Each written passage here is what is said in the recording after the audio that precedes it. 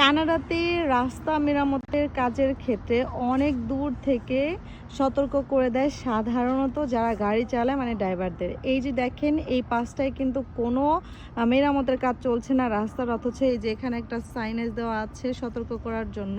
পাশাপাশি এই যে এখানে একটা সাইনেজ দেওয়া আছে, এই যে একটা মানে দুইটাই অলরেডি দেওয়া আছে রাস্তার মধ্যে, যাতে ওই পাশ থেকে এ পাশ থেকে দুনো পাশ থেকে সতর্ক হয় ড্রাইভাররা। পাশাপাশি এই যে এখানে লেখা আছে দেখেন, যেটা স্পিডে যাবে 50 সেখানে লিখে দিয়েছে 30 স্পিডে ম্যাক্সিমাম যেতে হবে। এটা শুধুমাত্র সাধারণ যে জনগণ তাদের জন্য সুবিধার জন্য, যাতে কোনো অসুবিধা না হয়। পাশাপাশি এই যে দেখেন এইখানে দুইটা নারী মহিলা কাজ করছে, এই যে দুইটাই কিন্তু নারী, মানে আপু স্টপ সাইনের হাতে নিয়ে কত সুন্দর সূক্ষ্মভাবে মানে দায়িত্ব পালন করছে। এটা ওর জব করছে। কানাডাতে আসলে নারীদের দেখলে কি মনে হয়, মানে বাংলাদেশে থাকা অবস্থা মনে হয় কিছুই করি নেই, এখন এই আপুদের দেখে মানে এতই মনে হয় যে আমরা কি করি।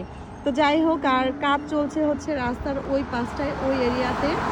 আর এত দূরে কাজ হওয়া সত্ত্বেও মেরামতের কাজ হচ্ছে কত দূরে, আর কত দূরে থেকে সাইনেজ দিয়ে সাধারণত ড্রাইভারদের সতর্ক করে দেওয়া হচ্ছে।